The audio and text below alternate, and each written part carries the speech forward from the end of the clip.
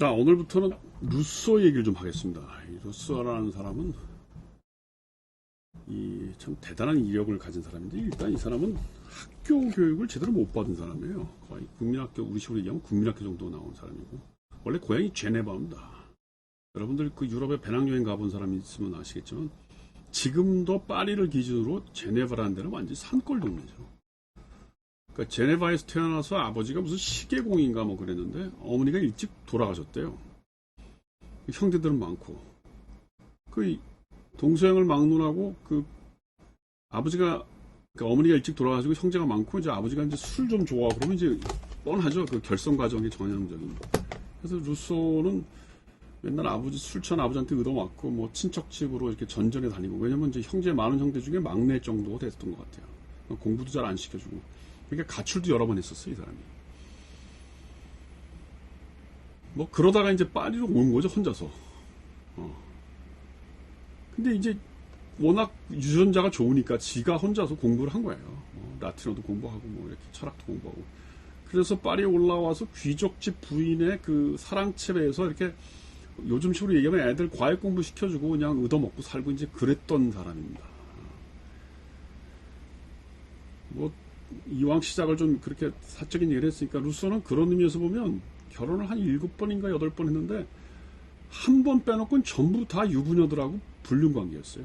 그러니까 자기를 거두어준 귀족 부인들하고 불륜관계로 한 3, 4년 잘 뭐 결혼도 아니겠죠 뭐. 하여튼. 그러나 하여튼 애 낳고 몇 년 잘 지내다가 헤어지면 그 아이를 공화원에 갖다 주고 버리는 거죠. 또 새로운 귀족 부인하고 사귀어서 또 애 낳고 살다가 뭐 깨지면 또 애 갖다 버리고, 뭐 그런 식으로 했던 사람이에요. 근데 실제로 나중에 나이가 50이 넘어서, 그러니까 한 번도 애를 키워본 사람이 아닌데, 루소는 나중에 50 넘어서 에밀이라고 하는 교육학 책을 써요. 어떻게 애를 잘 키울 수 있는지. 대단한 사람입니다. 천재라는 게 이제 여러 가지 의미가 있겠지만, 한 번도 애 안 키워보고서 애를 키운 사람보다 훨씬 더 많은 어마어마한 책을 썼어요. 이 에밀이라는 책이 볼륨이 이 정도나 돼요. 이게 얼마나 두껍습니까, 이게. 사실은 조금 광기가 있는 사람이죠. 광기, 천재성 광기.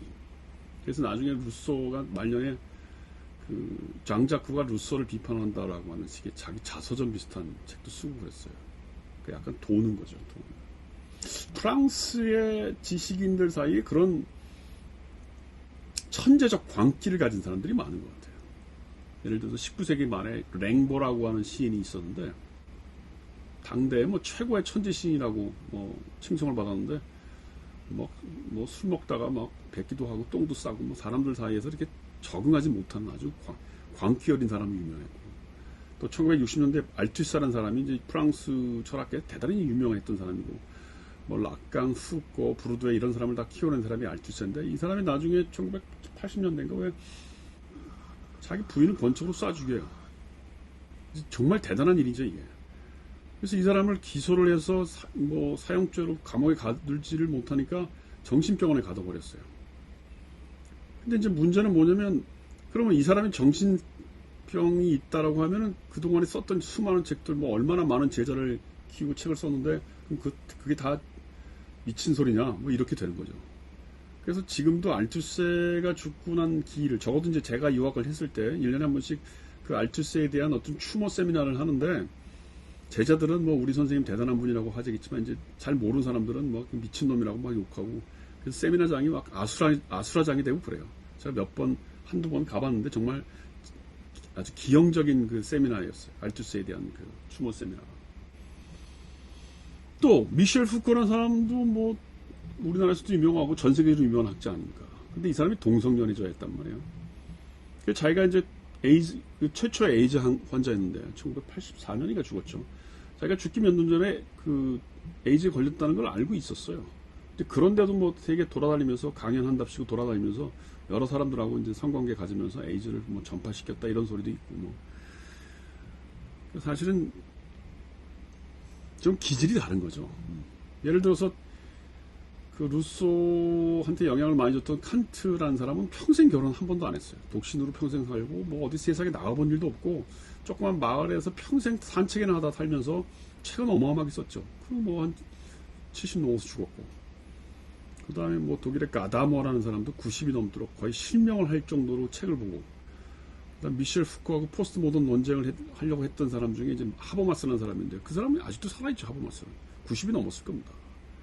근데도 뭐 아직도 열정적으로 책 쓰고 강연하고 다니고, 그런 거 보면 이 독일의 학자와 프랑스의 학자는 지적인 어떤 그 기반부터 좀 다르지 않는가. 제가 왜 그런 얘기를 하냐면, 이 루소의 이런 소위 저작들이 약간 그런 천재성과 광기성을 같이 가지고 있다는 걸 제가 읽을 때마다 느끼기 때문에 그래요. 그래서 여러분들도 그런 점을 감안하고 좀 들어보시기 바랍니다.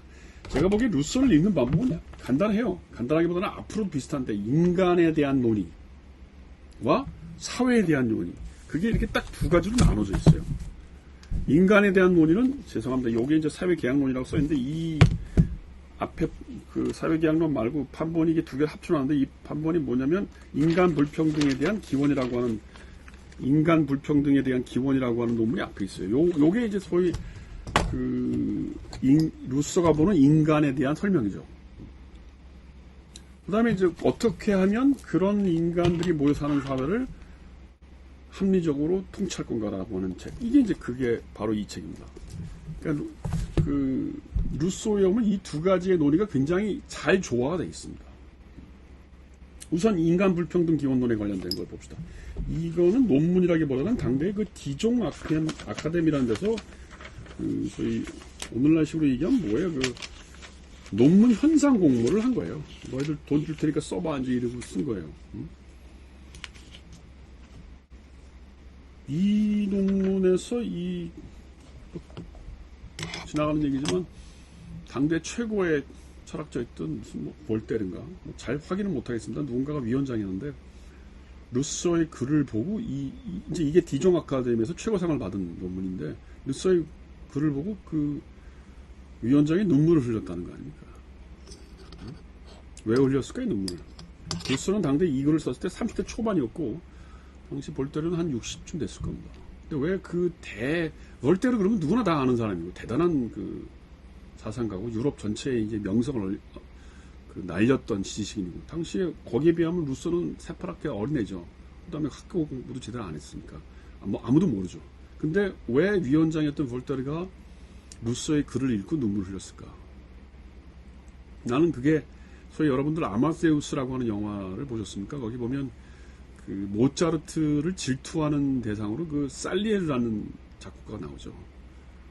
그 살리에르가 그 어떤 일이 있었냐면, 그 모차르트의 그 부인이 이제 먹고 살 게 없으니까 악보를 몰래 이렇게 가져다가 살리에르한테 갖다 주고, 이거 좀 가지고 팔아달라, 우리 먹을 게 없다. 왜냐면 당시에 살리에르는 궁정 악단의 악장이었으니까 잘 살았단 말이에요.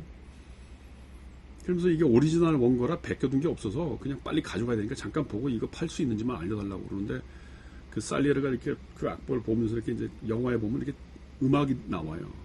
근데 이 음악을 보면서 도저히 살리에르 자신은 이런 음악을 작곡할 머리가 안 나온다는 걸 안 거죠.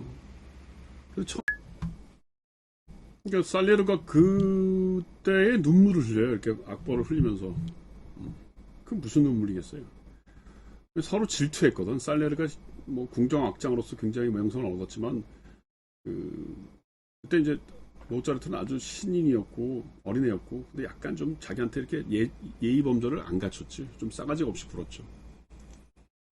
막 질투하고 뭐 이렇게 방이 회방 놓고 그랬단 말이에요. 근데 그 작곡한 음악을 보면서 도저히 자기는 따라갈 수 없는 경지에 있다는 걸 느낀 겁니다.